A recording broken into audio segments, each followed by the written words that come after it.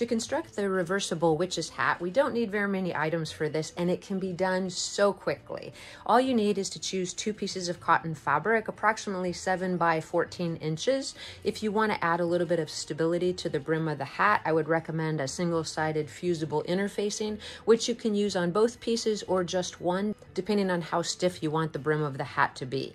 Then I would go ahead and select some different trims or different accessories that you might want to add to the hat to make it a little bit more interesting. These are just some fun feathers that I pulled off of a Halloween boa, but I've also found some pretty interesting accent pieces in like the bridal section or the floral section at different craft stores, and you can deconstruct these little craft picks and use just elements about it that you really like for your finished project. So in this case, I just added those couple of shiny gems to finish the look of this particular hat. After that, you want to make sure that you download the free PDF pattern from our website. You can also find a selection of other free patterns there, so feel free to download those as many times as you'd like, as well as share them with your friends. Now that we've identified the actual materials we need to get started, we're going to go ahead and cut out our pattern pieces and lay it out on our fabric.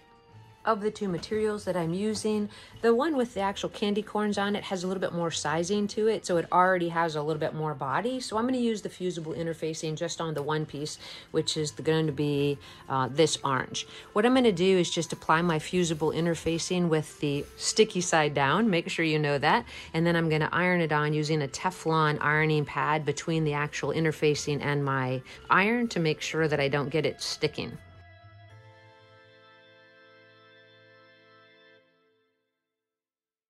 Make sure to follow the instructions on the fusible interfacing for the right iron setting when applying that interfacing.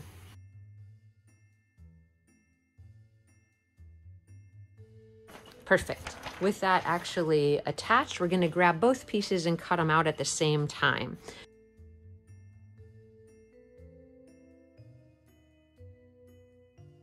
On the 2 pieces of the pattern, you'll notice there's just a hat crown and then a hat brim. But on the hat brim piece, you'll notice that it says to cut out the centerpiece, and that's indicated as the solid line to the inside of the hat.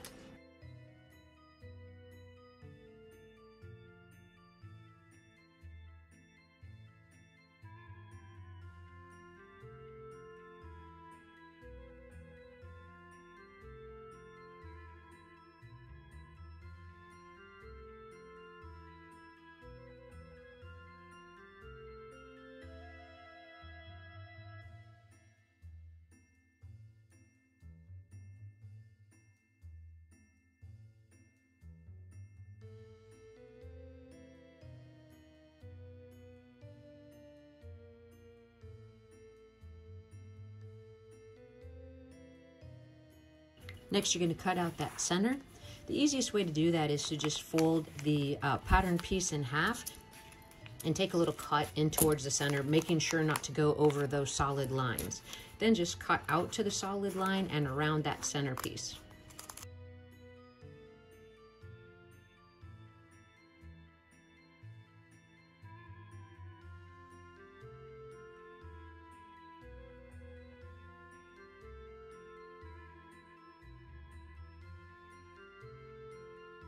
You'll notice on the pattern that you can see some cut lines in towards that centerpiece, and you can do that now just to make it a little bit easier. You want to cut just short of 1/4 of an inch because you do want the seam allowance not to show the cuts.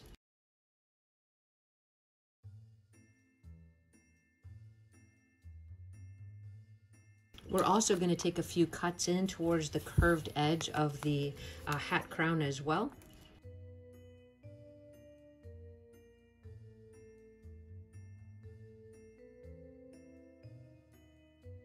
The next step is going to be to go ahead and with right sides together, sew both of the hat crown pieces together.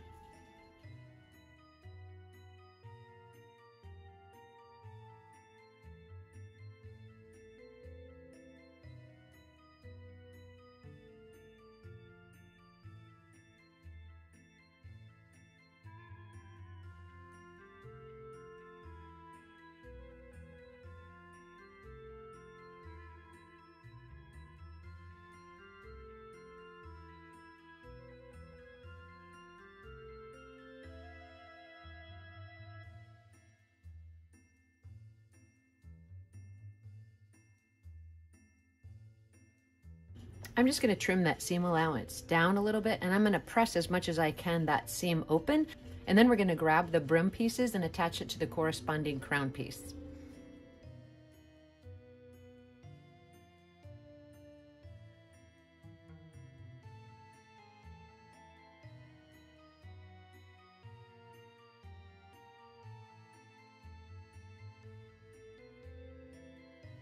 So you can just slip the crown inside of the brim with right sides together and start to pin it. Now it should fit perfectly when you get everything worked out, as long as you have those clips in towards both the raw edges.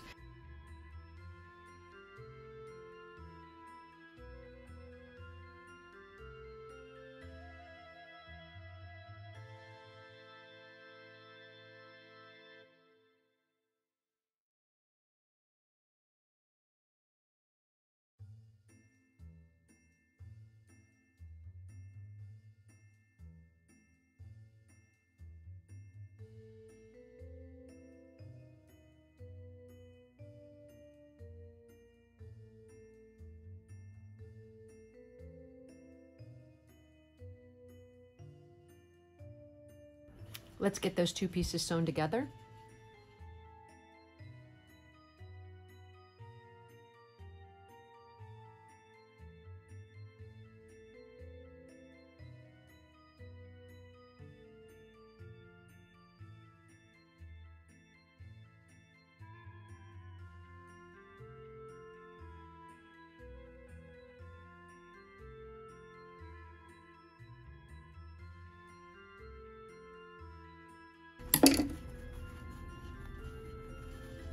After you get that seam sewn, you just want to check both sides and make sure you didn't create any unusual tucks or puckers. At this point, if you did, you can always just pull one seam out and make an adjustment to the seam at that point. I don't think it looks too bad, but it does look like I caught it a little bit right there, so I might have to go back and fix that. The rest of the seams look pretty good, and it does depend on the pattern that you use, whether that's going to be super noticeable or not, and whether you feel like it needs correcting. So let's go ahead and sew that second piece, and then I'll double check that seam to make sure that it can get fixed if necessary, and then we'll move on to the next step, and we're almost finished.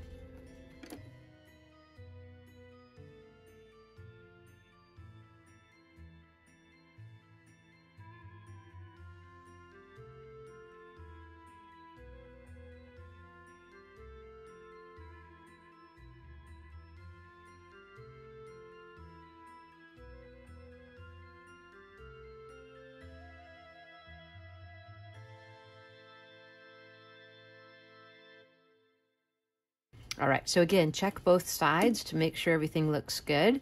I don't think I got any tucks and puckers on this side, so I'm thankful for that. We're gonna turn it so that we can see the right side, and I think it looks great. You can take it over to the ironing board and press that seam up a little bit if you'd like to, and then we're gonna place both the lining or the contrasting color right sides together with the other piece of the hat and sew around the brim section. When you do that, you wanna leave an opening for turning the brim, just enough that you can get the actual hat through. I would recommend about 1.5 inches. That worked for me.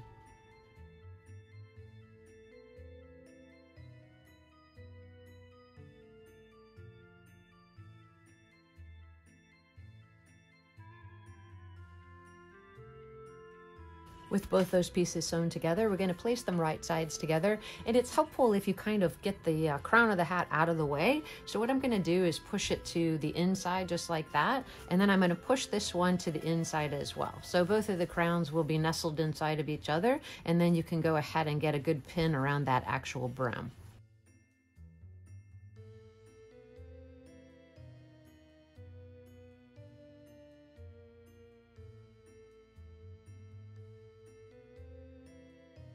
We're going to get that seam put in place. Just remember, you do want to leave an opening for turning the hat's right side out.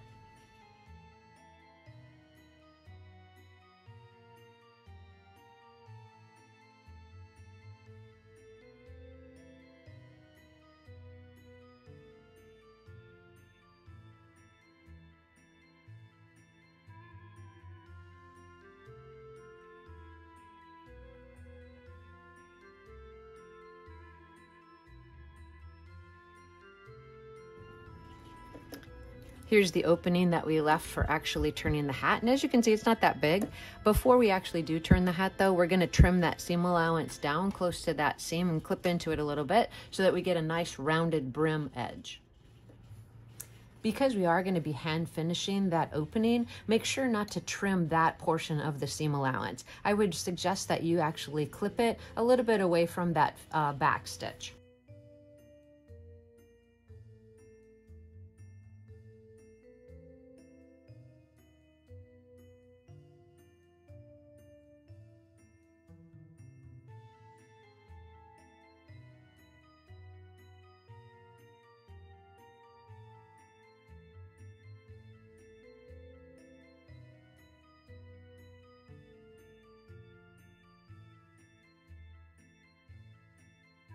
Once you decide which material you'd like to show on the outside of the hat, you can go ahead and press the other material into the crown of the hat and start to make sure that you're getting a nice rounded brim. And then you're actually going to press that with your iron, turning the opening under about 1/4 of an inch so it maintains that nice rounded edge, and hand finishing that closed.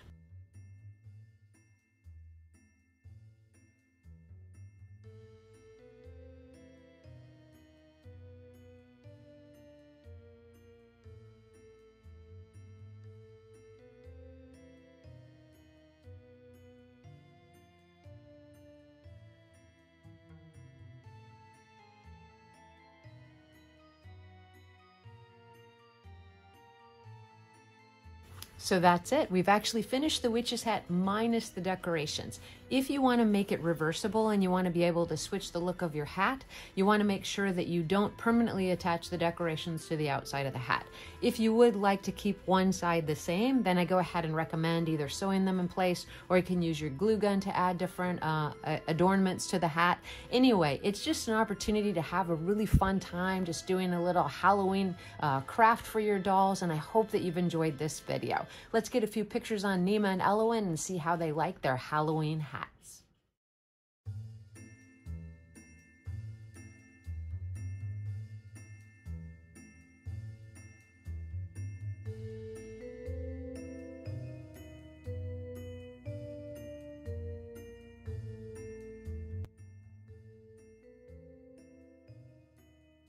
You don't need very many materials to get your flying broom started. So as you can see, what I have laid out on the table here is you have the option to use some dowels for the actual handle, but remember they are going to have a blunt tip. So what I've found to be the best thing to do is use a paintbrush. In this case, you can recycle something that no longer works well through the bristles, or you can get some at the dollar store, but you're looking for something that's the length that you actually want the finished broom to be, minus the actual bristles at the bottom of the broom. So I love it that this is already rounded, and this broomstick should be just perfect. So the next thing you're going to want to do is decide if you want that to be a black or brown handle on that broom. In this case, I'm just going to use some black acrylic paint. I've taken a disposable plastic cup. This is going to be my base to hold my broomstick while it dries. And this is the other part of the cup that I'm going to use to hold my paint that I use to paint the actual broomstick. So the first step is to get that broomstick painted. Then we're going to set it to the side for a minute until it has an opportunity to dry. And then we'll move on to the next step.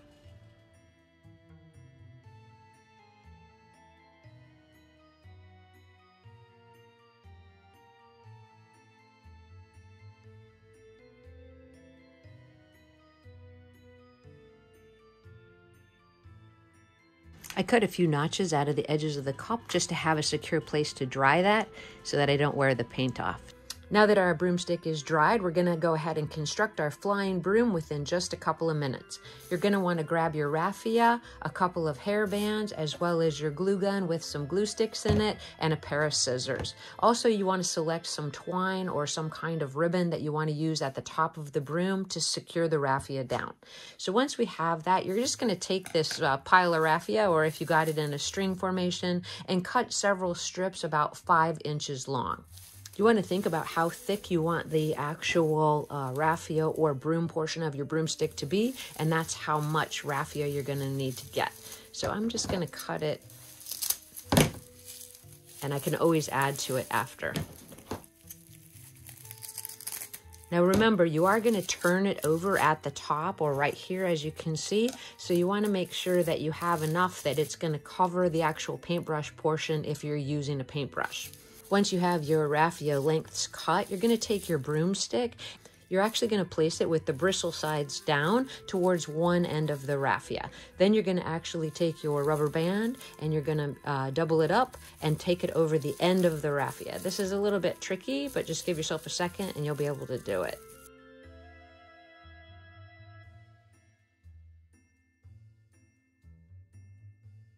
As you can see, all the bristles are headed up the actual handle of the broom. So then you just want to evenly distribute that around. And when you feel pretty comfortable that you've got it on the broom the way you want, you can trim off that extra a little bit and then add a little bit of glue to stabilize it, just to give it a little bit more security. All right, once that's kind of cool, what you're going to do is you're just going to pull those raffia pieces down towards the actual bristles of the paintbrush. Now here I can see a little bit of gold popping up, but you can always slide this back up because it's not actually glued to the post yet.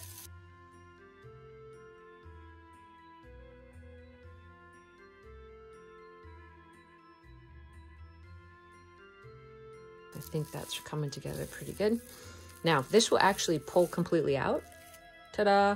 So I'm going to add a little bit of glue to the base of my paintbrush and slide it right back in.